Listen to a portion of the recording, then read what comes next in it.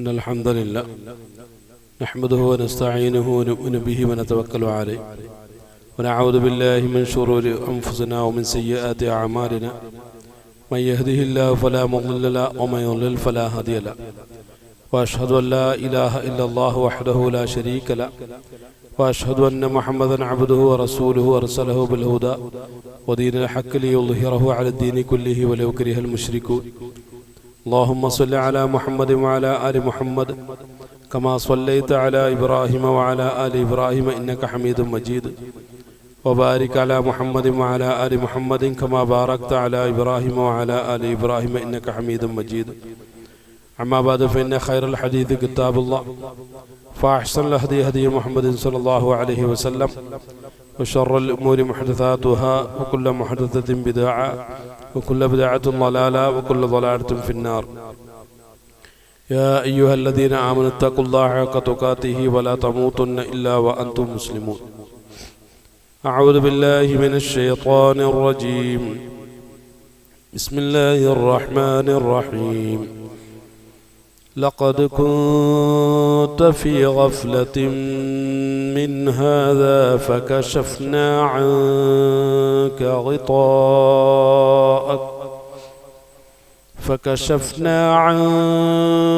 غطاءك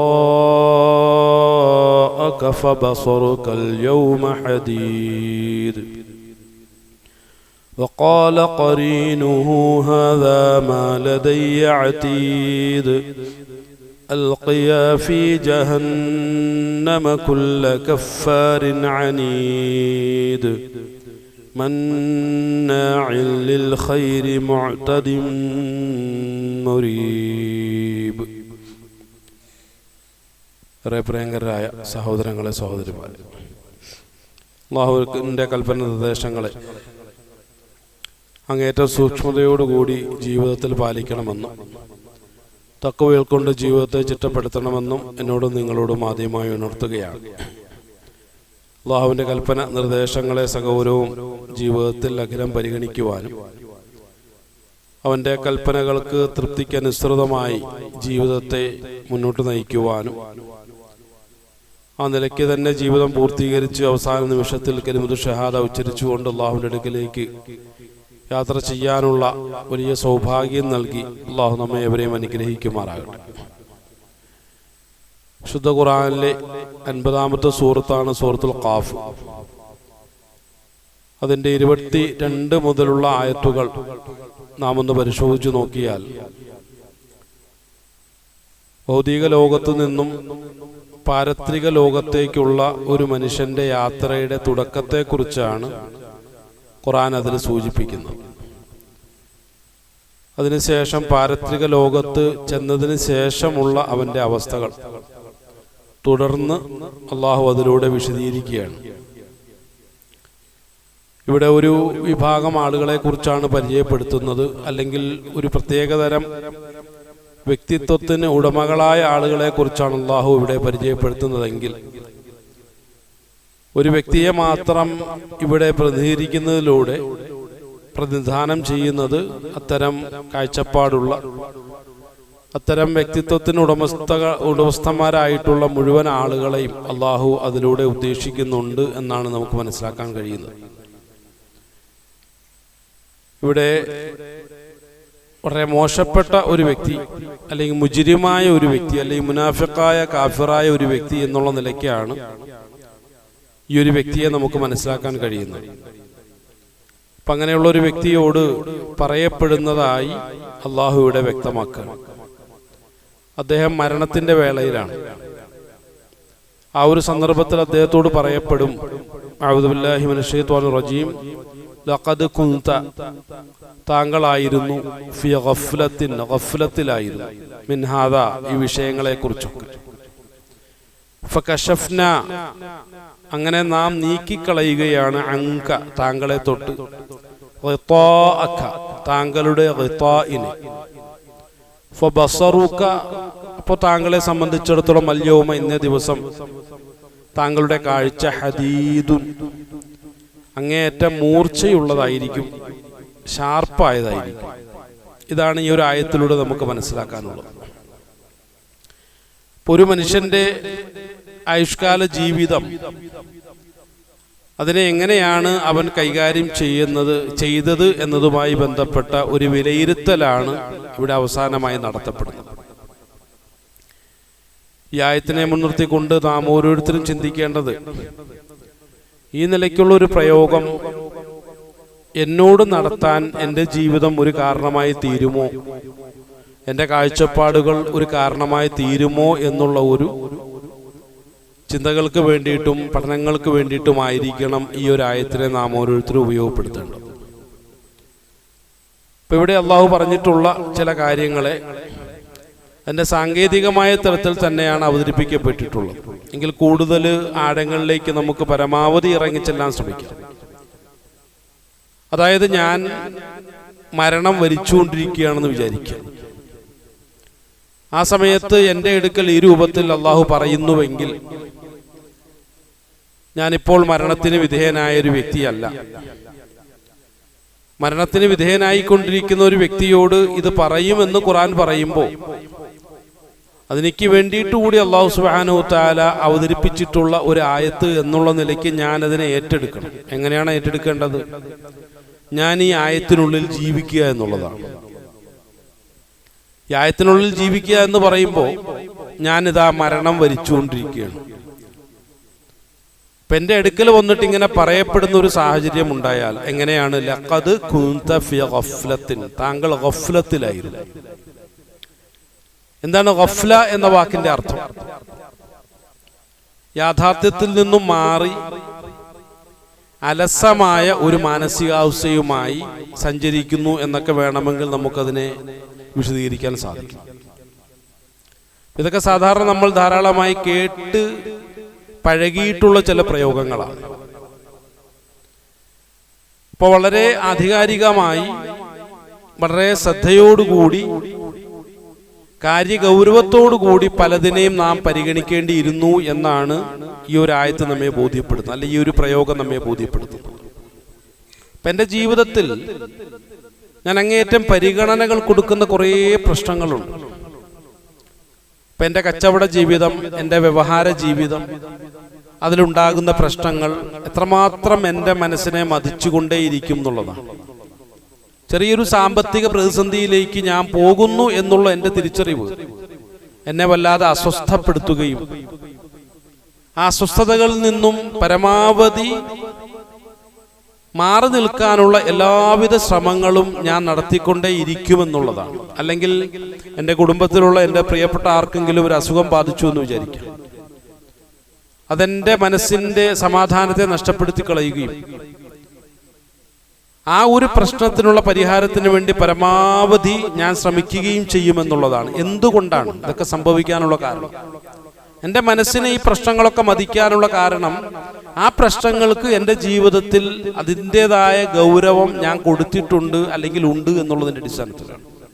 എൻ്റെ കുടുംബവും എൻ്റെ പ്രിയപ്പെട്ടവരും എൻ്റെ മക്കളും എൻ്റെ ഭാര്യയും അങ്ങനെ ഞാനുമായി ഏറ്റവും അടുത്ത് ബന്ധപ്പെടുകയും അടുത്തിടപഴകുകയും ചെയ്യുന്ന ആളുകൾ എന്നുള്ളത് എൻ്റെ വളരെ പ്രധാനപ്പെട്ട ഒരു പ്രശ്നമാണ്, ഒരു വിഷയമാണ്. അതിനേക്കാൾ കൂടുതലായിട്ട് ചിലപ്പോൾ വരുന്നതായിരിക്കാം എൻ്റെ വ്യവഹാര ജീവിതം, എൻ്റെ കച്ചവടം, എൻ്റെ ഇടപാടുകൾ, എല്ലാ കാര്യങ്ങളും. അപ്പം അതിൻ്റെതായിട്ടുള്ള ഗൗരവമുണ്ട്. അത് കഴിഞ്ഞിട്ട് മാത്രമേ ജീവിതത്തിൽ മറ്റെന്തിനും ഞാൻ പ്രാധാന്യം കൊടുക്കൂ എന്നുള്ള ഒരു കാഴ്ചപ്പാടിലൂടെയാണ് എൻ്റെ ജീവിത വഴിത്താരയിലൂടെ ഞാൻ മുന്നേറിക്കൊണ്ടിരിക്കുന്നത്. എന്നാൽ എൻ്റെ ജീവിതം എന്നുള്ളൊരു വിഷയത്തിന് എത്രമാത്രം ഞാൻ പ്രാധാന്യം കൽപ്പിക്കുന്നു എന്നുള്ളതാണ്. എൻ്റെ ജീവിതം എന്ന് പറയുമ്പോൾ ഇത് ഞാനായി ഉണ്ടാക്കിയെടുത്തൊന്നല്ലല്ലോ, ഞാനായി രൂപപ്പെടുത്തിയൊന്നല്ല. കാരണം എപ്പോൾ ഇവിടെ ജനിക്കണമെന്ന് ഞാൻ തീരുമാനിച്ചതല്ല. ഈ ജീവിതം എന്നുള്ളത് എന്താണ് എന്ന് ഞാൻ തീരുമാനിച്ചതല്ല. അല്ലെങ്കിൽ ഞാൻ ആരോടെങ്കിലും പറഞ്ഞിട്ട് കുറച്ചു കാലം എനിക്കിന്ന് ഭൂമിയിൽ ജീവിച്ചാൽ കൊള്ളാം എന്ന് ആവശ്യപ്പെട്ടതിന്റെ അടിസ്ഥാനത്തിൽ സംഭവിച്ചു പോയ ഒന്നല്ല. ഇപ്പൊ ചന്ദ്രനിലേക്ക് ആളുകൾ യാത്ര ചെയ്യാനുള്ള ശ്രമങ്ങളെ കുറിച്ചുള്ള ചർച്ചകൾ നടന്നുകൊണ്ടിരിക്കുകയാണ്. അതൊരു ടൂറിസ്റ്റ് മേഖലയായിട്ട് നമുക്ക് മാറ്റാൻ കഴിയുമോ? അതുമായി ബന്ധപ്പെട്ട ആധികാരികമായ ചർച്ചകൾ നടന്നുകൊണ്ടിരിക്കുകയാണ്. അങ്ങനെ ഒരാൾ ചന്ദ്രനിലേക്ക് ഏതെങ്കിലും ഒരു കാലത്ത് പോയി എന്ന് വിചാരിക്കുക, അത് സ്വന്തം തീരുമാനപ്രകാരമാണ്. അയാൾ എന്ത് ചെയ്യുന്നു? അതിനുവേണ്ടി സമ്പത്ത് മുടക്കുന്നു, അയാൾ അതിനുവേണ്ടി ആഗ്രഹിക്കുന്നു. അങ്ങനെ അതിന് പര്യാപ്തമായ ഒരു വാഹനത്തിൽ അയാൾ കയറുന്നു, അതിനു വേണ്ടിയിട്ടുള്ള സുരക്ഷകൾ സ്വീകരിക്കുന്നു. എല്ലാം അയാളുടെ താല്പര്യമാണ്. അങ്ങനെ അയാൾ ചന്ദ്രനിലേക്ക് എത്തിക്കഴിഞ്ഞാൽ അയാളെ സംബന്ധിച്ചിടത്തോളം അയാളുടെ സ്വന്തം താല്പര്യപ്രകാരമാണ് അയാൾ ചന്ദ്രനിലെത്തിയതും ചന്ദ്രനിലുള്ള നിശ്ചിതമായിട്ടുള്ളൊരു ജീവിത കാലയളവ് അയാൾ തന്നെയാണ് തീരുമാനിക്കുന്നത്. പക്ഷെ നമ്മുടെ അവസ്ഥ അതല്ലല്ലോ. ഭൂമിയിലേക്ക് നമ്മൾ വന്നത് ആരും നമ്മളുടെ തീരുമാനപ്രകാരമല്ല. അതേതോ ഒരു അജയ്യമായ ശക്തിയുടെ തീരുമാനത്തിന്റെയും ചില കണക്ക് കൂട്ടലിന്റെയും അടിസ്ഥാനത്തിൽ മാത്രമാണ് ഈ ഭൂമിയിലേക്ക് ഞാൻ ജനിച്ചു വീണത്. അപ്പൊ അതിന്റെ പിന്നിൽ കൃത്യമായ ഒരു താല്പര്യങ്ങളുണ്ട്, ലക്ഷ്യങ്ങളുണ്ട്. ആ ലക്ഷ്യങ്ങൾ എന്തൊക്കെയാണ്, താല്പര്യങ്ങൾ എന്തൊക്കെയാണ്? അത് ഭൂമിയിലേക്ക് നമ്മെ അയച്ച ആ ഒരു ശക്തി തന്നെ നമ്മെ ബോധ്യപ്പെടുത്തിക്കൊണ്ടേയിരിക്കുകയാണ്. പക്ഷേ ആ ഒരു ബോധ്യപ്പെടലിന് വിധേയമാകാൻ ഞാൻ തയ്യാറാകുന്നില്ലെങ്കിൽ അതെന്റെ മാത്രം ഒരു കുഴപ്പമല്ലേ എന്നുള്ളതാണ് ഞാൻ ചിന്തിക്കേണ്ടത്. അപ്പൊ ആ ഒരു യാഥാർത്ഥ്യത്തെ കുറിച്ചാണ് ജീവിതത്തിന്റെ അവസാന ഘട്ടത്തിൽ, കാരണം ഒരു നിശ്ചിതമായ കാലയളവ് വരെ മാത്രമേ എനിക്കിവിടെ ജീവിക്കാൻ കഴിയൂ. അത് എൻ്റെ മുന്നിലൂടെ ഈ ലോകത്തെ ജീവിതവും അവസാനിപ്പിച്ച് കടന്നു പോകുന്ന മുഴുവൻ ആളുകളും എന്നോട് വ്യക്തമാക്കിക്കൊണ്ടിരിക്കുകയാണ്. അല്ലെങ്കിൽ ആദ്യകാലത്തൊന്നും ഖബർ സിയാറത്ത് ഹറാമായിരുന്നുവെങ്കിൽ റസൂലുള്ളാഹി സ്വല്ലല്ലാഹു അലൈഹി വസല്ലമയുടെ മക്ക കാലഘട്ടത്തെ കുറിച്ച് നാം ഒന്ന് പരിശോധിച്ച് നോക്കിയാൽ ഖബർ സിയാറത്ത് ഹറാമായിരുന്നു, നിഷിദ്ധമായിരുന്നു. അത് ചെയ്യുന്നത് അനിസ്ലാമികമായിരുന്നു. എന്നാൽ മദീന ജീവിത കാലഘട്ടത്തിലാണ് അത് അനുവദിക്കപ്പെട്ടിട്ടുള്ളതും സുന്നത്താക്കപ്പെട്ടിട്ടുള്ളതും. എന്താണ് കാരണമെന്ന് ചോദിച്ചാൽ ഇത്ര മാത്രമേ ഉള്ളൂ. അവിടെ പോയി ഏതെങ്കിലും മരണപ്പെട്ട ആളുകൾക്ക് വേണ്ടി ഇബാദത്ത് ചെയ്യണമെന്നുള്ള താല്പര്യമൊന്നും അല്ല അതിന്റെ പിന്നിലുള്ളത്. അതൊക്കെ പിന്നീട് ഉണ്ടായിപ്പോയതാണ്. താല്പര്യം ഒരേ ഒരു താല്പര്യം, നിന്റെ പിതാവിന്റെ ഖബറിനെ നീ സന്ദർശിക്കൂ, മാതാവിന്റെ ഖബറിനെ നീ സന്ദർശിക്കൂ, നിന്റെ സഹോദരങ്ങളുടെ ഖബറിനെ നീ സന്ദർശിക്കൂ എന്നുള്ള ഒരു നിർദ്ദേശത്തിന്റെ ആത്യന്തികമായ താല്പര്യം ഖബറിനെ പറ്റിയും ഈ ലോക ജീവിതത്തിന്റെ നിസ്സാരതയെക്കുറിച്ചും അതിനെക്കുറിച്ചുള്ള ഗൗരവതരമായിട്ടുള്ള ചിന്തകൾ എൻ്റെ ഉള്ളിൽ രൂപപ്പെടുന്നതിന് വേണ്ടി മാത്രമാണ്. അതിനോടൊപ്പം വേണമെങ്കിൽ ദുആ ചെയ്യാം. അത് രണ്ടാമത്തെ ലക്ഷ്യമാണ്. ഒന്നാമത്തെ ലക്ഷ്യം എന്ന് പറയുന്നത് എന്താണ്? അതെന്റെ ഔദാര്യമായിട്ട് ഞാൻ എൻ്റെ പിതാവിന് വേണ്ടി മാതാവിന് വേണ്ടി വെള്ളിയാഴ്ച ദിവസങ്ങളിൽ പോയി ചെയ്തു കൊടുക്കുന്ന കുറച്ച് ഇബാദത്തുകൾ എന്നുള്ള നിലയ്ക്കല്ല. അങ്ങനെ ഒരു ജീവിതം ഇസ്ലാം പഠിപ്പിച്ചിട്ടേയില്ല, ദീൻ പഠിപ്പിച്ചിട്ടില്ല. റസൂലുള്ളാഹി സ്വല്ലല്ലാഹു അലൈഹി വസല്ലമയിലും ഇല്ല, ഖുർആനിലും ഇല്ല. പിന്നെ അതല്ലാത്ത ചിലത് ദീനാണെന്ന് പറയുമെങ്കിൽ അത് അവരുടെ താല്പര്യമാണ്, അത് അവരുടെ കാഴ്ചപ്പാടാണ്. അത് അതിന് വിട്ടേക്കുക, അവിടെ തർക്കിക്കാനോ പ്രശ്നം ഉണ്ടാക്കാനോ നിൽക്കണ്ട. പറഞ്ഞു വന്ന വിഷയം, റസൂലുള്ളാഹി സ്വല്ലല്ലാഹു അലൈഹി വസല്ലമയെ സംബന്ധിച്ചിടത്തോളം ഖബറിലേക്ക് നമ്മളോടൊന്ന് പോകാൻ പറഞ്ഞത് അല്ലെങ്കിൽ അനുമതി നൽകിയിട്ടുള്ളത് അല്ലെങ്കിൽ ഏതെങ്കിലും ഒരു സാഹചര്യത്തിൽ ഒരു നിർദ്ദേശമായി കടന്നു വന്നിട്ടുണ്ടെങ്കിൽ ഈ ഗഫ്ലത്തിൽ നിന്നും നമ്മൾ സ്വയം ഒഴിവായി മാറാനുള്ള എന്തെങ്കിലും ഒരു ചിന്തയ്ക്ക് ആ ഒരു ഖബർ സിയാറത്ത് കാരണമായി തീരുമെങ്കിൽ അതാകട്ടെ എന്നുള്ളതിന്റെ ഒരേ ഒരു അടിസ്ഥാനത്തിൽ മാത്രമാണ്. അപ്പൊ അതിനാണോ പ്രാധാന്യം എന്നുള്ളതാണ്. അതിനൊന്നും അല്ല ഇന്നിപ്പോ പ്രാധാന്യം. ഇന്ന് വേറെന്തൊക്കെയോ കുറെ പ്രശ്നങ്ങളാണ്. ഖബറുകളിൽ സിയാറത്ത് ചെയ്യുന്നു, വേറെന്തൊക്കെയോ ലക്ഷ്യങ്ങളാണ്. അതല്ല ഇവിടെ ഉദ്ദേശിക്കപ്പെടുന്നത്. ഗഫ്ലത്തിൽ നിന്നും പരമാവധി, പിന്നെ ഗഫ്ലത്ത് എന്ന് വെച്ചാൽ എന്താണ്?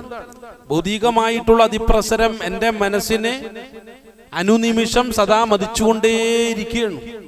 നേരത്തെ സൂചിപ്പിക്കപ്പെട്ടതുപോലെ തന്നെ എൻ്റെ കുടുംബ പ്രശ്നങ്ങൾ, എൻ്റെ വ്യവഹാര വിഷയങ്ങളൊക്കെയാണ് എൻ്റെ മുഖ്യമായിട്ടുള്ള പ്രശ്നങ്ങൾ. അതെന്നെ അലോസരപ്പെടുത്തിക്കൊണ്ടേയിരിക്കും. പക്ഷേ ഇനിയൊരു പാരത്രിക ലോക ചിന്ത എന്നുള്ളത് എന്നെ സംബന്ധിച്ചിടത്തോളം അത്രയൊന്നും എൻ്റെ മനസ്സിനെ മതിക്കുന്ന ഒരു വിഷയമല്ല എങ്കിൽ അവിടെയാണ് അള്ളാഹു വളരെ വ്യക്തമായ രൂപത്തിൽ പറയുന്നത്, നിന്നെ ഗഫ്ലത്ത് ബാധിച്ചിട്ടുണ്ട്. ആ ഗഫ്ലത്ത് എന്നുള്ളത് നാളെ പാരത്രിക ലോക ജീവിതത്തിൽ അല്ലെങ്കിൽ ഇപ്പോൾ മുതൽ ആരംഭിക്കുന്ന താങ്കളുടെ പാരത്രിക ലോക ജീവിതത്തിന് വലിയ പ്രയാസങ്ങൾ ഉണ്ടാക്കും. കാരണം അതിന് ഗൗരവം കൊടുത്തിട്ടില്ലല്ലോ. ധാരാളം ഉദാഹരണങ്ങൾ നമുക്ക് പറയാൻ കഴിയുമല്ലോ. ഒരു സ്ഥലത്തേക്ക് യാത്ര നമ്മൾ തീരുമാനിച്ചു എന്ന് വിചാരിക്കും. ആ യാത്രയ്ക്ക് വേണ്ടിയിട്ടുള്ള എല്ലാ സൗകര്യങ്ങളും നമ്മൾ ഒരുക്കി വെക്കേണ്ടി വരും. ഒരാൾ അതിനൊന്നും തയ്യാറായിട്ടില്ല, പെട്ടെന്ന് യാത്ര പുറപ്പെട്ടു. പോയതിനു ശേഷമാണ് ഇന്ന സാധനങ്ങൾ വേണമായിരുന്നു, ഇന്ന സൗകര്യങ്ങൾ ഒരുക്കണമായിരുന്നു എന്നുള്ള ബോധം ഉണ്ടായത്. അതിനുശേഷം അതിൻ്റെ പേരിലുള്ള പ്രയാസങ്ങൾ ആ യാത്രയിൽ ഉടനീളം അദ്ദേഹം അനുഭവിക്കേണ്ടി വരുമെന്ന വിഷയത്തിൽ യാതൊരു സംശയമില്ല. പരസ്പരം സഹായിക്കാൻ കഴിയാത്തൊരു പശ്ചാത്തലം കൂടിയാണെങ്കിൽ അതിൻ്റെ എല്ലാ പ്രയാസങ്ങളും അയാൾ അനുഭവിക്കേണ്ടി വരും. അതുകൊണ്ട് തന്നെയാണ് അടിക്കടി ഖുർആൻ നമ്മെ ബോധ്യപ്പെടുത്തുന്നത് ഈ ഒരു യാത്രയുടെ പ്രത്യേകത ഒരിക്കലും പരസ്പരം ആർക്കും അന്യോന്യം സഹായിക്കാൻ കഴിയാത്ത ഒരു യാത്രാവേളയാണ്. ഖുർആൻ എത്രയോ ആവർത്തി അത് നമ്മെ ബോധ്യപ്പെടുത്തുകയാണ്. ഹദീസ് ശരീഫിലൂടെ റസൂലുള്ളാഹി സ്വല്ലല്ലാഹു അലൈഹി വസല്ലം എത്രയോ പ്രാവശ്യം അതിങ്ങനെ ആവർത്തിച്ചുകൊണ്ടേയിരിക്കുകയാണ്. അപ്പം അത് തിരിച്ചറിയണം. തിരിച്ചറിഞ്ഞില്ലെങ്കിലും കുഴപ്പമൊന്നുമില്ല. തിരിച്ചറിയണമെന്നുള്ളത് ഖുർആന്റെ ഒരു താല്പര്യമാണ്. അല്ലാതെ ആരെയും നിർബന്ധപൂർവ്വം അതിലേക്ക് കൂട്ടിക്കൊണ്ടുവരണം എന്നൊന്നും ഖുർആൻ താല്പര്യപ്പെടുന്നില്ല. ബുദ്ധിയുള്ള, വിവരമുള്ള, ബോധമുള്ള സകല മനുഷ്യരും ഈ പറയുന്ന ഞാൻ ഒന്നാമതായിട്ട് എന്ത് ചെയ്യണം? അത് ഉൾക്കൊള്ളണം. എന്നെ കേൾക്കുന്ന നിങ്ങൾക്ക് ഉൾക്കൊള്ളാൻ സാധിക്കുമെങ്കിൽ അത് വളരെ നല്ല കാര്യമാണ്. അപ്പൊ ഈ ഗഫലത്തിൽ നിന്നും എന്ത് ചെയ്യണം? ഞാൻ മോചിതനാകണം. ഗഫലത്തിൽ നിന്നും മോചിതനാവുക എന്ന് പറഞ്ഞാൽ എനിക്കൊരു ബോധ്യം ഉണ്ടാവുക എന്നുള്ളതാണ്. ഈ ഒരു ജീവിതത്തിന് ശേഷം ഈ നിലയ്ക്ക് പറയപ്പെടുന്ന ഒരു സാഹചര്യം എൻ്റെ ജീവിതത്തിൽ ഉണ്ടാക്കാൻ പാടില്ല. അതൊരു തീരുമാനമായിരിക്കണം. റസൂലുള്ളാഹി സ്വല്ലല്ലാഹു അലൈഹി വസല്ലം മരണത്തിന്റെ വേളയെക്കുറിച്ച് രണ്ട് നിലയ്ക്കാണ് അവതരിപ്പിച്ചിട്ടുള്ളത്. ഒന്ന് പറഞ്ഞത് ഈ രൂപത്തിലാണ്, മറ്റൊന്നോ വളരെ സന്തോഷകരമായൊരവസ്ഥയാണ്. അപ്പം മലായികത്തുകൾ വന്നിട്ട് നമ്മെ സമീപിച്ചിട്ട് പറയും, നിങ്ങൾ പേടിക്കേണ്ട ആവശ്യമൊന്നുമില്ല, നിങ്ങൾ ഭയപ്പെടേണ്ട ആവശ്യമൊന്നുമില്ല, ഏറ്റവും പ്രിയപ്പെട്ട ഒരവസ്ഥയിലേക്കാണ് നിങ്ങളെ മാറ്റാൻ പോകുന്നത് എന്നൊക്കെ പറഞ്ഞിട്ട് അങ്ങേയറ്റത്തെ ആശ്വാസ വാക്കുകളൊക്കെ പറഞ്ഞ് കൂടുതൽ നമുക്ക് ധൈര്യം നൽകുന്ന നിലയ്ക്കുള്ള മലായികത്തുകൾ, സക്കീനത്തിന്റെ, സമാധാനത്തിന്റെ മലായികത്തുകൾ നമ്മുടെ അടുക്കൽ വന്നിട്ട് കൂടുതൽ നമ്മളെ ധൈര്യപ്പെടുത്തുകയും കൂടുതൽ ആവേശഭരിതനാക്കുകയും, കാരണം ഇനി പോകാൻ പോകുന്ന ലോകത്തിന്റെ സൗഭാഗ്യങ്ങളും അവിടെ നമ്മളുടെ ആസ്വാദ്യകരമായ അവസ്ഥകളൊക്കെ പറഞ്ഞ് ബോധ്യപ്പെടുത്തി കൂടുതൽ എന്താണ് നമ്മെ ആവേശഭരിതരാക്കുകയാണ്. അതൊരു മറ്റൊരവസ്ഥയാണ്. അപ്പൊ അത് നമ്മൾ ഉൾക്കൊള്ളണം. ഇൻഷാ അല്ലാഹ് ആ ഒരു അവസ്ഥയിലേക്ക് എൻ്റെ ജീവിതത്തെ എനിക്ക് മാറ്റണം എന്നുള്ള തീരുമാനം നമ്മൾ എടുക്കുകയും ചെയ്യണം. പക്ഷെ ഇത് മറ്റൊരവസ്ഥയാണ്. ഇതും ചിലപ്പോൾ സംഭവിക്കാനുള്ള സാധ്യതയുണ്ടല്ലോ. ഇനി എനിക്കല്ല, ഞാൻ വളരെ ബോധവാനാണ്. എൻ്റെ മക്കളുടെ വിഷയങ്ങളിൽ എങ്ങനെയാണ്, എൻ്റെ ഭാര്യയുടെ വിഷയത്തിൽ എങ്ങനെയാണ്, എൻ്റെ മാതാപിതാക്കളുടെ വിഷയത്തിൽ എങ്ങനെയാണ്, എൻ്റെ അടുത്ത സുഹൃത്തുക്കളുടെ വിഷയങ്ങൾ എങ്ങനെയൊക്കെയാണ്, അതിനെക്കുറിച്ച് കൂടി നമ്മൾ എന്ത് ചെയ്യണം? ഒന്ന് ഈ ആയത്തിനെ മുൻനിർത്തിക്കൊണ്ട് ചിന്തിക്കണം. എനിക്ക് അൽഹംദുലില്ലാഹ് കുറച്ചൊക്കെ ചിന്തിക്കാൻ സാധിക്കുമെങ്കിൽ എൻ്റെ പ്രിയപ്പെട്ട ആളുകളുടെ വിഷയം എന്താണ്, അവര് ഗഫലത്തിലാണോ? അല്ലാഹു സുബ്ഹാനഹു വ തആല പറഞ്ഞ ഇതാണ്, ലഖദ് കുന്ത ഫീ ഗഫലത്തിൻ മിൻ ഹാദാ, ഈ വിഷയത്തിലൊക്കെ നീ ഗഫലത്തിലായിരുന്നു എന്നാ പറഞ്ഞത്. അതിനുശേഷം അള്ളാഹു പറയുന്ന ഒരു കാര്യമാണ്, ഫകശഫ്നാ അൻക, താങ്കളെ തൊട്ട് ഞാൻ ഊരിയെടുക്കാൻ പോകുന്നു. താങ്കളെ തൊട്ട് നാം ഊരിയെടുക്കാൻ, എന്താ ഊരിയെടുക്കാൻ പോകുന്നത്? എന്ന് പറയുന്ന ഒരു സാധനം ഊരിയെടുക്കാൻ പോകണം. എന്താണ് പ്രിയമുള്ളവരെ? ഈ ഭൗതിക ലോക ജീവിതം എന്ന് പറയുമ്പോൾ പാരത്രിക ലോകവുമായി ബന്ധപ്പെട്ടൊരു മറ നിലനിൽക്കുന്നു എന്നുള്ളതാണ്. പാരത്രിക ലോകത്തെ നമുക്ക് എങ്ങനെ വ്യാഖ്യാനിക്കാൻ കഴിയും? അത് ചില ഖുർആൻ ആയത്തുകളുടെ അർത്ഥങ്ങളും അതിൻ്റെ ആശയങ്ങളും അതിൻ്റെ താല്പര്യങ്ങളെയൊക്കെ മുൻനിർത്തിക്കൊണ്ട് ഇങ്ങനെയൊക്കെ ആയിരിക്കും പരലോകം എന്ന് നമുക്ക് ചിന്തിച്ചെടുക്കാൻ സാധിക്കും.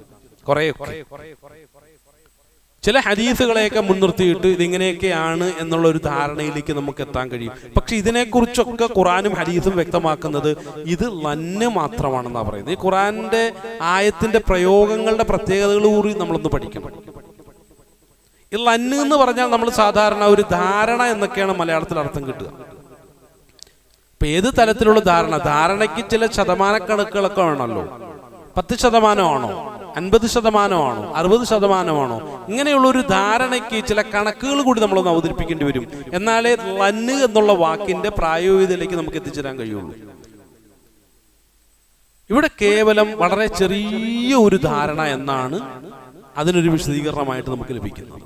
ചെറിയ ധാരണയുള്ളൂ, യഥാർത്ഥ ധാരണയിലേക്ക് നിർത്താൻ കഴിയില്ല. എന്താ കാരണം എന്ന് ചോദിച്ചാൽ, സാധാരണ ഒരല്പം ഫിസിക്സിന്റെ ഭാഷയിൽ നമ്മൾ പറഞ്ഞാൽ ഇതൊക്കെ നമ്മൾ മനസ്സിലാക്കേണ്ട കാര്യങ്ങളാണ്. ഫിസിക്സ് എന്നൊക്കെ പറയുമ്പോൾ ആളുകളുടെ വിചാരം അതെന്തോ വേറെന്തൊരു സാധനമാണ്, പ്രത്യേകം ചില ആളുകൾ മനസ്സിലാക്കേണ്ട കാര്യങ്ങളാണെന്നൊക്കെയാണ് ധാരണ. അതൊന്നും അല്ല, ഇതൊക്കെ നമ്മൾ മനസ്സിലാക്കിയേ പറ്റൂ. ഖിത്താഇനെ കുറിച്ചും ഒക്കെ നമ്മൾ മനസ്സിലാക്കണം എന്നുണ്ടെങ്കിൽ, ഗഫലത്തിനെ കുറിച്ചൊക്കെ മനസ്സിലാക്കണം എന്നുണ്ടെങ്കിൽ എല്ലാ വിഷയങ്ങളെക്കുറിച്ചും അല്പ സ്വല്പ ധാരണ നമുക്ക് ആവശ്യമാണ്. അപ്പൊ പറഞ്ഞൊന്ന് വിഷയം, ഫിസിക്സിന്റെ ഭാഷയിൽ പറഞ്ഞാൽ നമ്മളൊക്കെ ജീവിക്കുന്നത് 3 ഡയമെൻഷൻ ലോകത്താണ്. 3 ഡയമെൻഷൻ എന്ന് പറഞ്ഞാൽ എന്താണ്? ഒരു ബിന്ദുവിനെ രണ്ടാക്കി അതിന്റെ 2 അറ്റങ്ങൾ നിശ്ചയിക്കാൻ കഴിയുന്നതിനാണ് 1 ഡയമെൻഷൻ എന്ന് പറയും. എന്നാൽ അതിനൊരു വീതിയും നീളമൊക്കെ നമുക്ക് സങ്കല്പിക്കാൻ കഴിയുമെങ്കിൽ അതിനെ നമുക്ക് 2 ഡയമെൻഷൻ എന്ന് പറയാൻ കഴിയും. വീതിയും നീളവും പറയാൻ കഴിയുക, അതിനെ 2 ഡയമെൻഷൻ എന്ന് പറയുക. 3 ഡയമെൻഷൻ എന്ന് പറഞ്ഞാൽ അതിന്റെ ഉയരവും കൂടി സങ്കല്പിക്കാൻ കഴിയുക. നമ്മളുടെ ലോകം ഇതാണ്. വീതിയും നീളവും ഉയരവുമുള്ള ഒരു സങ്കല്പത്തിനപ്പുറം നമുക്ക് എത്താൻ കഴിയില്ല എന്നുള്ളതാണ്. കാരണം അതിനപ്പുറം നാലാമത്തെ ഡയമെൻഷനായിട്ടുള്ളത് ടൈമാണ്, സമയമാണ്. അപ്പൊ സമയത്തിനുള്ളിൽ ജീവിക്കുന്ന നമുക്ക് അതിന് പുറമേ ഉള്ള കാര്യങ്ങളൊന്നും പറഞ്ഞാൽ മനസ്സിലാകില്ല. എന്ന് പറഞ്ഞാൽ നാലാമത്തെ ഡയമെൻഷനിലേക്ക് സാധാരണ ഒരു മനുഷ്യർക്ക് എത്തിച്ചേരാൻ കഴിയില്ല എന്നുള്ളതാണ് ഫിസിക്സ് വ്യക്തമാക്കുന്നത്. എന്നാൽ പരലോകം ഏത് ഡയമെൻഷനിലായിരിക്കും ഉണ്ടാവുക? ഒരു 100 ഡയമെൻഷനിലാണെന്ന് ചോദിച്ചാൽ അല്ല, ചിലപ്പോൾ അതിൻ്റെയും മുകളിലാകാനുള്ള സാധ്യതയുണ്ട് എന്നാണ്. നമ്മൾ എന്താണ് ചർച്ച ചെയ്തുകൊണ്ടിരിക്കുന്നത്? മൂന്നാം ഡയമെൻഷൻ, മൂന്നാമത്തെ കാഴ്ചപ്പാടിൽ നിന്നുകൊണ്ടാണ് നമ്മൾ ഇവിടെ കാര്യങ്ങൾ വിലയിരുത്തിക്കൊണ്ടിരിക്കുന്നത്. അപ്പം 100 ഡയമെൻഷനിൽ എത്തുന്ന അല്ലെങ്കിൽ 100% ഡയമെൻഷനിൽ എത്തുന്ന ഒരു കാര്യത്തെക്കുറിച്ച് നമുക്ക് വ്യാഖ്യാനിക്കാൻ കഴിയുമെന്ന് വെച്ചാൽ ഒരിക്കലുമില്ല. അതാണ് റസൂലുള്ളാഹി സ്വല്ലല്ലാഹു അലൈഹി വസല്ലം ആ ലോകങ്ങളെയൊക്കെ കണ്ട് മനസ്സിലാക്കി, റസൂലുള്ളാഹി സ്വല്ലല്ലാഹു അലൈഹി വസല്ലം ഉയർന്ന ഡയമെൻഷനിലെത്തി ഇതൊക്കെ കണ്ട് മനസ്സിലാക്കി തിരിച്ചു വന്നതിന് ശേഷം സഹാബത്തിനോട് പറഞ്ഞൊരു കാര്യമുണ്ട്, സഹിയായ ഹദീസിലൂടെ വ്യക്തമാണ്. ഞാൻ അനുഭവിച്ച കണ്ട കാര്യങ്ങൾ നിങ്ങളോട് എനിക്ക് പറയണമെന്നുണ്ട്, പക്ഷേ ഒരു കണ്ണും ഇന്നേ വരെ കണ്ടിട്ടില്ലാത്ത, ഒരു കാതും ഇന്നേ വരെ കേട്ടിട്ടില്ലാത്ത, ഒരു മനസ്സിനും സങ്കല്പിക്കുക പോലും സാധ്യമല്ലാത്ത കുറച്ച് കാര്യങ്ങളാണ്, അല്ലെങ്കിൽ കുറെ അധികം കാര്യങ്ങളാണ് പരലോകത്തെ കാര്യങ്ങൾ എന്ന് പറഞ്ഞു. അപ്പൊ എന്താണ് റസൂലുള്ളാഹി സ്വല്ലല്ലാഹു അലൈഹി വസല്ലം അവിടെ പറയാൻ ശ്രമിച്ചത്? ആ പഴയ കാലത്ത് നിന്നുകൊണ്ട്, 6-ാം നൂറ്റാണ്ടിൽ നിന്നുകൊണ്ട്. ഇന്നിപ്പോ സയൻസ് പറയുന്ന ആ ഉയർന്ന ഡയമെൻഷനിലേക്ക് എത്താൻ നിങ്ങളെ കൊണ്ട് കഴിയില്ല, അതുകൊണ്ട് ഉയർന്ന ഡയമെൻഷനുള്ള ആ ഒരു കാര്യങ്ങൾ നിങ്ങളോട് എനിക്ക് പറഞ്ഞ് മനസ്സിലാക്കി തരുന്നതിന് ഒരുപാട് പരിമിതികളുണ്ട് എന്നാണ്. ഈ സയൻസിനെ മാത്രം പ്രമേയമാക്കിക്കൊണ്ട് സിനിമ ചെയ്യുന്ന ഒരു സംവിധായകനുണ്ട്. അദ്ദേഹത്തിന്റെ പേര് ക്രിസ്റ്റഫർ നോളൻ എന്നാണ്. അപ്പൊ അദ്ദേഹം എന്ത് ചെയ്തു? ഒരു സിനിമ എടുത്തു. ഒരുപാട് സിനിമകൾ അദ്ദേഹം എടുക്കാറുണ്ട്. സയൻസ് മാത്രമാണ് അദ്ദേഹത്തിന്റെ സിനിമയിലെ ചർച്ച. ഇന്റർസ്റ്റെല്ലാർ എന്ന പേരിൽ ഒരു സിനിമ എടുത്തു. അപ്പൊ അദ്ദേഹത്തിന്റെ സിനിമകളെ കുറിച്ച് ലോകത്തൊക്കെ വലിയ ചർച്ചകളാണ്. പ്രണയമോ അതുപോലെ അനാവശ്യ ചർച്ചകളൊന്നും അല്ല. അതിൽ സയൻസ് മാത്രം, സയൻസ് ഫിക്ഷൻ ഫിലിമുകൾ മാത്രമാണ് അദ്ദേഹം എടുക്കുക. ഇപ്പൊ സയൻസിന്റെ അനന്തമായ സാധ്യതകളെ കുറിച്ച് പറയും, നാളത്തെ സയൻസ് എങ്ങനെയായിരിക്കും എന്നുള്ളതിനെ കുറിച്ചൊക്കെയുള്ള കാഴ്ചപ്പാടുകളൊക്കെ ആയിരിക്കും അദ്ദേഹം അവതരിപ്പിക്കുക. അപ്പൊ അതില് അദ്ദേഹം ചെയ്ത ഒരു സിനിമയുടെ പേര് ഇന്റർസ്റ്റെല്ലാർ എന്നാണ്. അപ്പൊ ഇന്റർസ്റ്റെല്ലാർ എന്നുള്ള സിനിമ എന്ത് ചെയ്തു? പുറത്തിറങ്ങിയതോടുകൂടി എല്ലാവരും പറഞ്ഞു ക്രിസ്റ്റഫർ നോളൻ എന്താണ് ഭ്രാന്ത് പിടിച്ചു എന്ന് ചോദിച്ചു.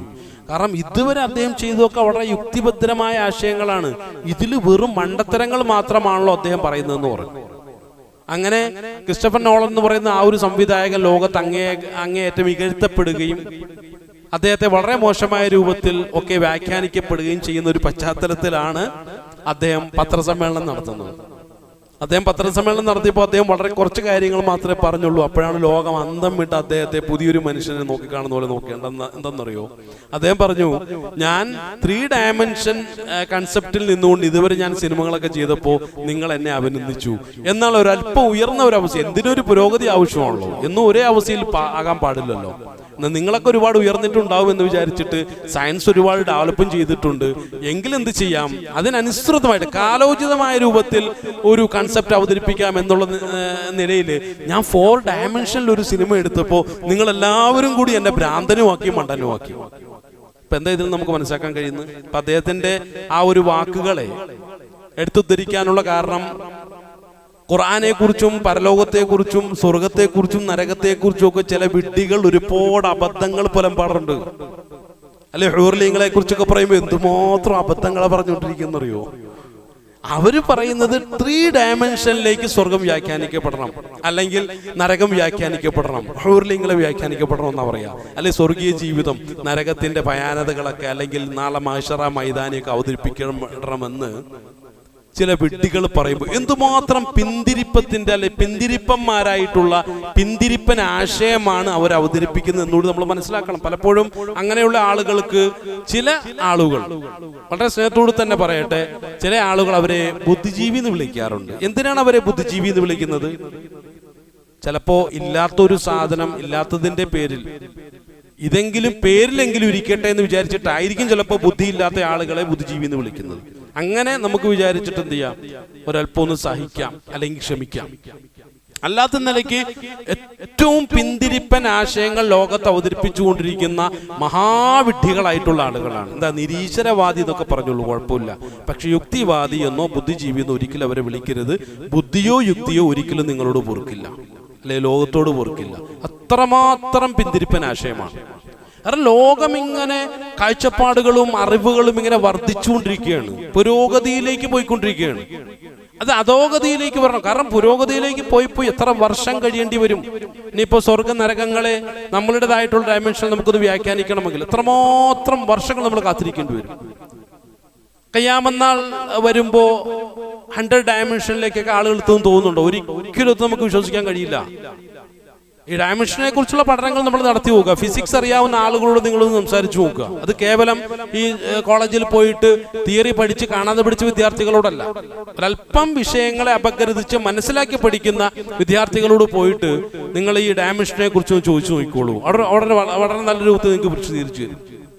അതുകൊണ്ട് ഉയർന്ന ഡയമെൻഷൻ അല്ലാഹു സുബ്ഹാനഹു വ തആല പറയുന്ന കാര്യങ്ങളെ ചെറിയ ഡയമെൻഷനിൽ നിന്നിട്ട് ഞങ്ങൾക്ക് മനസ്സിലാക്കണം എന്ന് ആരെങ്കിലും വാശി പിടിച്ചെങ്കിൽ ഭൂലോക വിഡ്ഢിത്തമാണ്. അല്ലെ നമ്മളുടെ ചെറിയ കാഴ്ചപ്പാടിലേക്ക് ഖുർആനെ കൊണ്ടുവരണം എന്ന് ആരെങ്കിലും പറഞ്ഞാൽ അത് ഖുർആനോട് കാണിക്കുന്ന അങ്ങേയറ്റത്തെ എന്താണ് ഒരു അതിക്രമപരമായിട്ടുള്ള നിലപാടാണ്. ഖുർആൻ പറഞ്ഞോട്ടെ, ഉയർന്ന തലത്തിൽ നിന്നുകൊണ്ട് ഖുർആൻ പറഞ്ഞോട്ടെ. കാരണം ഖുർആൻ പറയുന്ന കാര്യങ്ങളൊക്കെ അങ്ങനെയുള്ള കാര്യങ്ങളാണ്. അത് സ്വർഗത്തെക്കുറിച്ച് പറയും, നരകത്തെക്കുറിച്ച് പറയും, മഹ്ശറ മൈതാനിയെ കുറിച്ച് പറയും. അതിനെക്കുറിച്ചൊക്കെ ചർച്ച ചെയ്തിട്ട് ഖുർആൻ പലപ്പോഴായിട്ട് പറയും, ഹദീസും പറയും. ഈ ലോകം ഒരു നിസ്സാരമായൊരു സംഗതിയാണ് കേട്ടോ, ചെറിയ ഒരു കൺസെപ്റ്റിൽ നിൽക്കുന്ന ഒരു സംഭവമാണ് ഈ ലോകം. കാരണം 3 ഡയമെൻഷനൊക്കെ മതി. ഇനി ഏറിയാൽ ഒരു 4 ഡയമെൻഷനോ അല്ലെങ്കിൽ കൂടി വന്നാൽ ഒരു 10 ഡയമെൻഷനിൽ പോയിക്കോട്ടെ. കാരണം ആൽബർട്ട് ഐൻസ്റ്റീൻ അദ്ദേഹത്തിന്റെ തിയറികളൊക്കെ പറഞ്ഞത് അവസാനം സ്പെഷ്യൽ തിയറി ഓഫ് റിലേറ്റിവിറ്റി പോലുള്ള തിയറികളൊക്കെ പറയാനായിട്ട് അദ്ദേഹം എത്തിപ്പെട്ട ഡയമെൻഷൻ എന്ന് പറഞ്ഞാൽ 11th ഡയമെൻഷൻ, 11ാമത്തെ കാഴ്ചപ്പാടിലേക്കാണ്. ലോകത്തിന് എത്തിപ്പെടാൻ കഴിഞ്ഞിട്ടുണ്ടോ? ഇല്ല. അതുകൊണ്ടാണ് ആൽബർട്ട് ഐൻസ്റ്റീന്റെ അത്തരം തിയറികളെയൊന്നും ഇന്നും 100% വ്യാഖ്യാനിക്കാൻ ഒരു സയന്റിസ്റ്റിന് പോലും കഴിയില്ല എന്ന് സയൻസ് ലോകം തന്നെ വ്യക്തമാക്കുന്നത്. അപ്പൊ മരണപ്പെട്ടുകൊണ്ടിരിക്കുന്ന ഒരാളുടെ അവസ്ഥ എന്തായിരിക്കും? അതാണ് നമ്മളിവിടെ പരിശോധിക്കേണ്ടത്. അയാൾ ഏത് ഡയമെൻഷൻ വരെ എത്തും എന്നുള്ളതാണ്. ഉറപ്പായിട്ടും മനസ്സിലായിക്കോളൂ, ഏതെങ്കിലും ഒരു മനുഷ്യന്റെ ജനാസ നിങ്ങൾ സന്ദർശിക്കാൻ പോകുമെങ്കിൽ, എൻ്റെ മരണത്തിന് മുന്നേ ആയിട്ട് തന്നെ ഞാൻ സന്ദർശിക്കുമെങ്കിൽ ആ ജനാസയെ നോക്കിയിട്ട് ഞാൻ മനസ്സിലാക്കണം, ലോകത്തെ ഏറ്റവും വലിയ ആലിമാണ് ഈ മരിച്ചു കിടക്കുന്നത്. കാരണം ഈ മരിച്ചു കിടക്കുന്ന മനുഷ്യനോളം ഇൽമുള്ള ഒരു വ്യക്തിയും ലോകത്ത് ഇന്ന് ജീവിച്ചിരിപ്പില്ല എന്നുള്ളതാണ്. കാരണം അദ്ദേഹം യാഥാർത്ഥ്യങ്ങൾ ഫുള്ള് മനസ്സിലാക്കി. അദ്ദേഹത്തിന്റെ നീക്കപ്പെട്ട വ്യക്തിയാണ് ഈ കിടക്കുന്നത്. നീക്കപ്പെടുക എന്ന് പറഞ്ഞാൽ ഇനി അദ്ദേഹം മനസ്സിലാക്കാൻ ഒന്നുമില്ലെന്ന് എൻ്റെ അർത്ഥം. അത്രമാത്രം കാര്യങ്ങളെ മനസ്സിലാക്കി ബോധ്യപ്പെട്ട അവസ്ഥയിലാണ് ഈ മനുഷ്യൻ കിടക്കുന്നത്. പക്ഷെ ആ മനുഷ്യന്റെ മനസ്സ് സമാധാനത്തിൽ അധിഷ്ഠിതമാണോ അല്ലയോ? അതാണ് പ്രധാനപ്പെട്ട ഒരു വിഷയം. ഈ മനുഷ്യൻ മരിച്ചു കിടക്കുന്നുണ്ട്, എല്ലാം മനസ്സിലാക്കിയിട്ടുണ്ട്. അദ്ദേഹത്തിന്റെ എന്ന് പറയുന്ന ഒരു സംഗതി നീക്കപ്പെട്ടിട്ടുമുണ്ട്. നീക്കം ചെയ്യപ്പെടുക എന്ന് പറഞ്ഞാൽ ഇനി അയാൾ എത്തിപ്പെടാൻ ഒരു ഡയമെൻഷനും ഇല്ല. അയാൾക്ക് ഏതേത് കാര്യങ്ങളെ കുറിച്ച് പറഞ്ഞാലും ഇദ്ദേഹത്തിന് ബോധ്യപ്പെടുന്നതാണ്. അത്രമാത്രം കാഴ്ചപ്പാടിലേക്ക് അദ്ദേഹം ഉയർന്നിട്ടുണ്ടെന്നർത്ഥം. അതേത് തരംതാണ അവസ്ഥയിൽ ലോകത്ത് ജീവിക്കുന്ന യാതൊരു വിവരവും ഇല്ലാത്തൊരു മന്ദബുദ്ധിയാണെങ്കിൽ പോലും അവന്റെ അവസ്ഥയെ കുറിച്ച് ഖുർആൻ ഇവിടെ പറയുകയാണ്. അവന്റെ നീക്കം ചെയ്യപ്പെട്ടവനാണ് ഈ കിടക്കുന്നത്, മരിച്ചു കിടക്കുന്ന മനുഷ്യൻ. അപ്പൊ ഖുർആൻ എന്നെ ബോധ്യപ്പെടുന്നത് എന്താണ്? എന്നോട് സംവദിക്കുന്നു, പ്രിയമുള്ള എന്റെ അബ്ദേ അല്ലെങ്കിൽ എന്റെ ദാസ, നിന്റെ നീക്കം ചെയ്യപ്പെടുന്ന ഒരു കാലം വരുമല്ലോ, അന്ന് നിന്റെ അവസ്ഥ എന്തായിരിക്കും? നീ സന്തോഷത്തോടു കൂടി കിടക്കുമോ എന്നുള്ളത്. അതാണ് ഇവിടുത്തെ ചർച്ചയുടെ പ്രധാനപ്പെട്ട പ്രമേയം എന്ന് പറയുന്നത്. നിന്റെ സന്തോഷമായിരിക്കും, നിന്റെ ദുഃഖമായിരിക്കും. അങ്ങേയറ്റത്തെ വേദനയോടുകൂടി പടച്ചവനെ എനിക്കൊന്നും മനസ്സിലാക്കാൻ കഴിഞ്ഞില്ല, അല്ലെ ഞാൻ പഠിക്കാൻ ശ്രമിച്ചിട്ടില്ല, കാര്യഗൗരവമായി ഈ ഒരു വിഷയത്തിന് ഞാൻ പ്രാധാന്യം കൽപ്പിച്ചിട്ടില്ല, ഞാൻ ഈ ഭൗതികതയിൽ വിലയം പ്രാപിച്ച് അങ്ങനെ ഭൗതിക ലോകം എങ്ങനെ സന്തോഷപ്രദമാക്കാം, സുഖകരമാക്കാം എന്നുള്ള കേവലമായ എൻ്റെ ചെറിയൊരു കാഴ്ചപ്പാടിൽ നിന്നുകൊണ്ടുള്ള ഒരു ജീവിത ഒരു കാഴ്ചപ്പാടായിരുന്നു, അല്ലെങ്കിൽ ഒരു വിലയിരുത്തലായിരുന്നു എൻ്റെ ജീവിതത്തിലുടനീളം ഞാൻ നടത്തിക്കൊണ്ടിരിക്കുന്നത് എന്ന അവസ്ഥയിലേക്ക് ഒരു പരിതാപകരമായ ഒരു അന്ത്യമായിരിക്കുമോ എന്നുള്ളതാണ് എന്നെ കുറിച്ച് ഞാൻ ചിന്തിക്കുന്നത്. അപ്പോൾ അല്ലാഹു സുബ്ഹാനഹു വ തആല വ്യക്തമായ രൂപത്തിൽ പറയുകയാണ്, അന്നേ ദിവസം നിന്റെ കാഴ്ച എന്ന് പറയുന്നത് ഭയങ്കര എല്ലാത്തിനെയും തുളച്ചു കയറുന്ന രൂപത്തിൽ, ഒരു തടസ്സവും ഇല്ലാത്ത രൂപത്തിലുള്ള ഒരു കാഴ്ച സംവിധാനത്തിലേക്ക് നിന്റെ കാഴ്ചയെന്ന് മാറ്റുമെന്നാണ് അല്ലാഹു പറയുന്നത്. ഇപ്പോൾ സൂറത്തുൽ ഖാഫിൽ ഇത് 50-ാമത്തെ സൂറത്താണ്. നമുക്ക് പഠിക്കാൻ വളരെ സാധിക്കുന്ന രൂപത്തിലുള്ള ആയത്തുകളാണ്. പെട്ടെന്ന് നോക്കിയാൽ മനസ്സിലാകുന്ന രൂപത്തിലുള്ള ആയത്തുകളാണ്. അപ്പോൾ ഈ ആയത്തുകളൊക്കെ അങ്ങേറ്റം ഗൗരവത്തോടു കൂടി നമ്മൾ ചിന്തിക്കുകയും പരമാവധി പഠിക്കാൻ ശ്രമിക്കുകയും ചെയ്യുക. അല്ലാഹു സുബ്ഹാനഹു വ തആല അതിനുള്ള ഉയർന്ന ചിന്ത നൽകി നമ്മെ എവരെയും അനുഗ്രഹിക്കുമാറാകട്ടെ.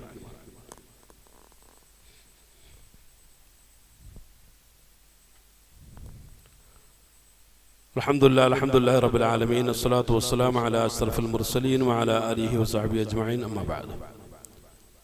അല്ലാഹുവിൻ്റെ കൽപ്പനകളെ ശിരസാവഹിച്ചുകൊണ്ട് ജീവിതത്തെ മുന്നോട്ട് നയിക്കണമെന്നും തഖ്വ കൊണ്ട് ജീവിതത്തെ ചിട്ടപ്പെടുത്തണമെന്നും രണ്ടാമതൊന്നുകൂടി ഉണർത്തുകയാണ്.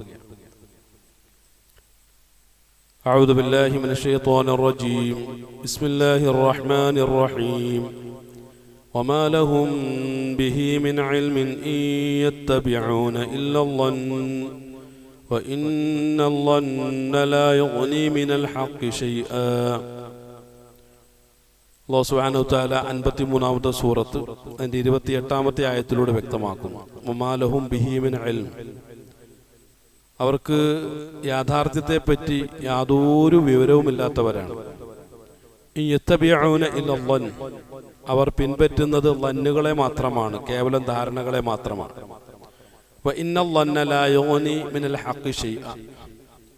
സത്യത്തെ മുൻനിർത്തിക്കൊണ്ട് നാം ഒന്ന് പരിശോധിച്ച് നോക്കിയാൽ ഇത്തരം ലന്നുകൾ ഒരു മനുഷ്യനിൽ യാതൊരു പ്രയോജനവും ഉണ്ടാക്കുന്നതല്ല. അള്ളാഹു ബോധ്യപ്പെടുത്തുകയാണ് നമ്മൾ. അപ്പൊ ഈ ലോകത്തെക്കുറിച്ചുള്ള യാഥാർത്ഥ്യം എന്താണ്, പരലോകവുമായി ബന്ധപ്പെട്ടിട്ടുള്ള യാഥാർത്ഥ്യങ്ങൾ എന്തൊക്കെയാണ്? കാരണം ഈ ലോകത്തെക്കുറിച്ച് നമ്മെ ബോധ്യപ്പെടുത്താൻ ആവശ്യത്തിന് നമുക്ക് പശ്ചാത്തലങ്ങൾ ഒരുങ്ങിക്കഴിഞ്ഞിരിക്കുന്നു എന്നുള്ളതാണ്. അപ്പോൾ നമ്മളുടെ വ്യക്തിപരമായിട്ടുള്ള താല്പര്യങ്ങൾ, നമ്മൾ ഈ ലോകത്ത് നല്ല രൂപത്തിൽ ജീവിക്കണമെന്ന് ആരും നമ്മെ ഉപദേശിക്കേണ്ട ആവശ്യമില്ല, ഒരു ക്ലാസ്സുകളും എടുക്കേണ്ട ആവശ്യമില്ല. അതിനെല്ലാവരും തയ്യാറാണ്. കാരണം രണ്ട് പ്രധാനപ്പെട്ട ഘടകങ്ങളാണ് അതിന് നമ്മുടെ ജീവിതത്തിൽ പ്രവർത്തിച്ചുകൊണ്ടിരിക്കുന്നത്. ഒന്ന് നമ്മുടെ സ്വന്തം താല്പര്യം, അതിനെ ഖുർആൻ ഹവ എന്നാണ് വിളിച്ചിട്ടുള്ളത്.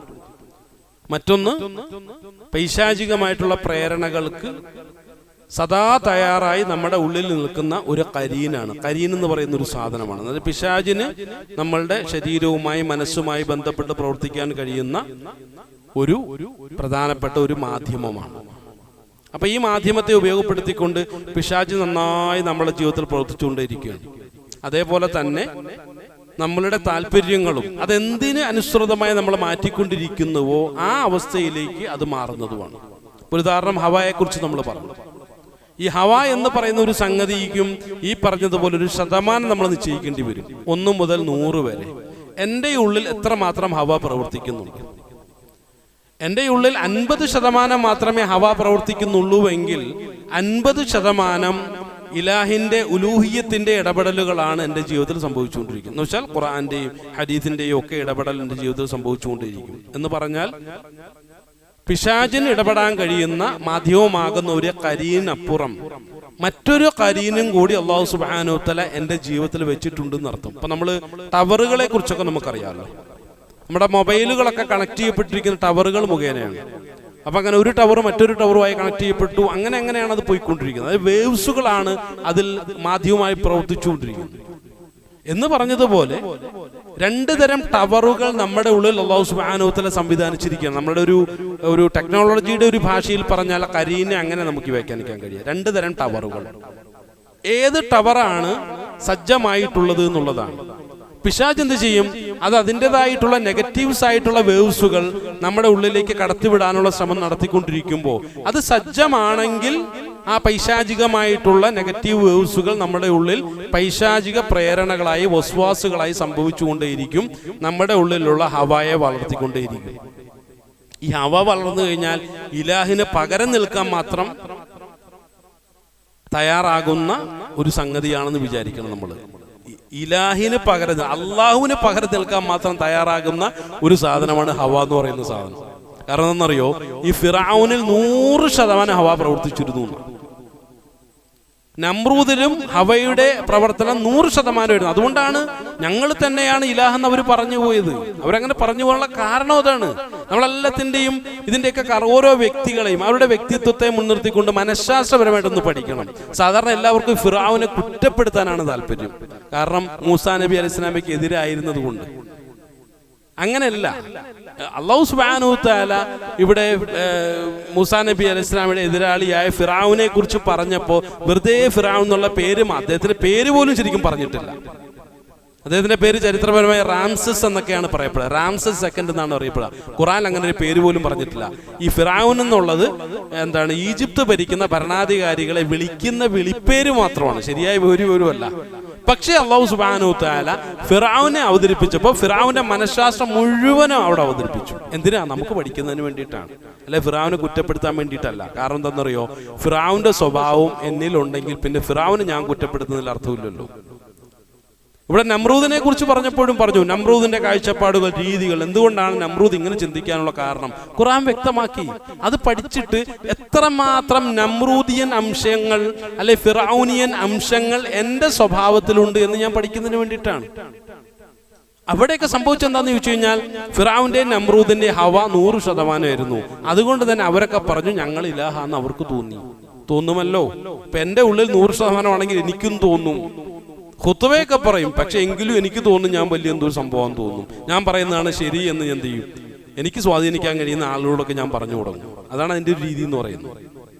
അപ്പൊ അതുകൊണ്ട് പരമാവധി എന്ത് ചെയ്യുക, ഈ ഹവയുടെ ശതമാനം എത്രത്തോളമാണ് എൻ്റെ ഉള്ളിൽ 100% ഖുർആനെയും ഹദീസിനെയും ഉൾക്കൊള്ളാൻ പാകത്തിൽ, അതെല്ലാ സന്ദർഭങ്ങളും 100% സ്വീകരിക്കാൻ പര്യാപ്തം. അത് 100% ഞാൻ സ്വീകരിച്ചോളാം നമ്മൾ വെറുതെ ഇങ്ങനെ പറയും.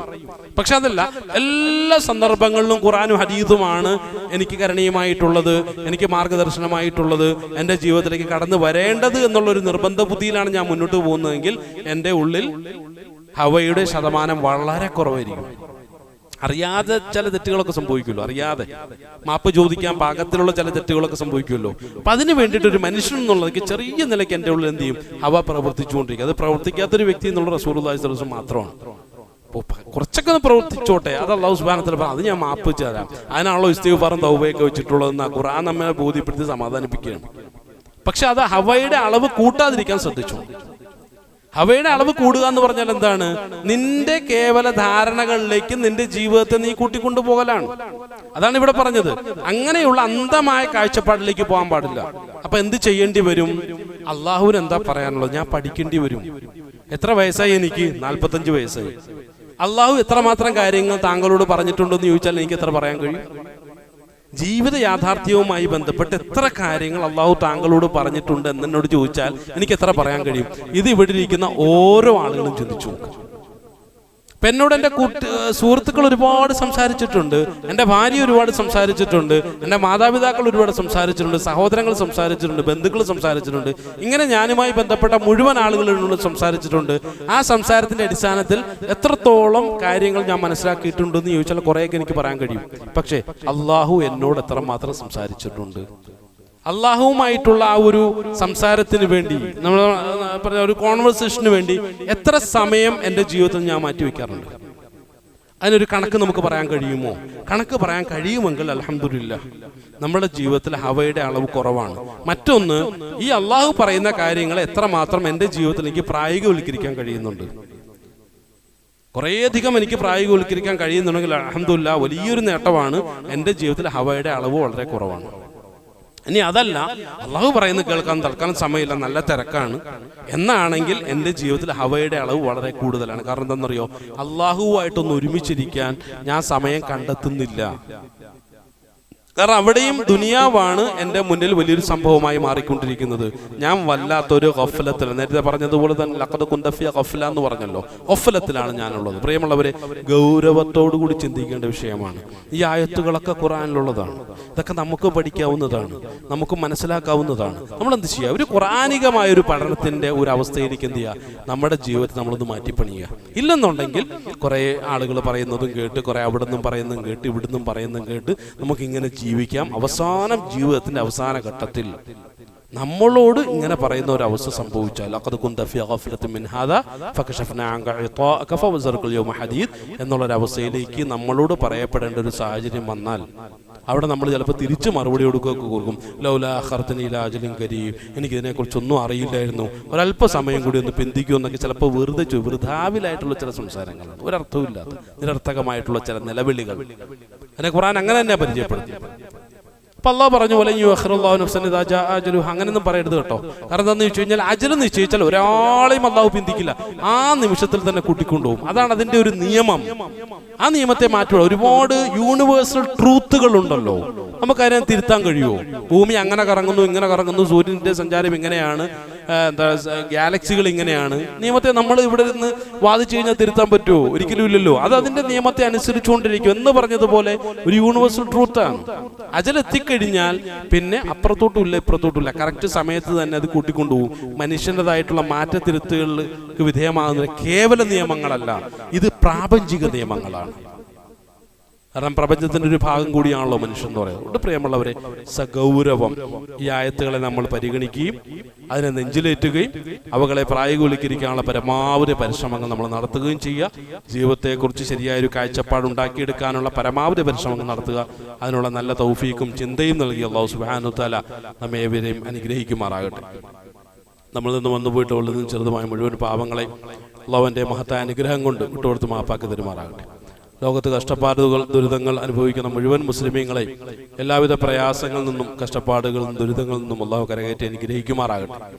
ഫലസ്തീൻ മുസ്ലിമീങ്ങൾക്ക് അല്ലാഹു സമാധാനവും സമാശ്വാസം കൊടുത്ത് അനുഗ്രഹിക്കുമാറാകട്ടെ. നല്ലൊരു പരിഹാരം കൊടുത്ത് കഷ്ടപ്പെടുന്ന ലോക മുസ്ലിമീങ്ങൾ അല്ലാഹു അനുഗ്രഹിക്കുമാറാകട്ടെ. നമ്മൾ നിന്ന് മരണപ്പെട്ടു പോയിട്ടുള്ള മുഴുവൻ ആളുകളുടെയും ഖബറുകളെ അല്ലാഹു വിശാലമാക്കുകയും മഗ്ഫിറത്തും റഹ്മത്തും കൊടുത്ത് അവരെയൊക്കെ അനുഗ്രഹിക്കുകയും ചെയ്യുമാറാകട്ടെ.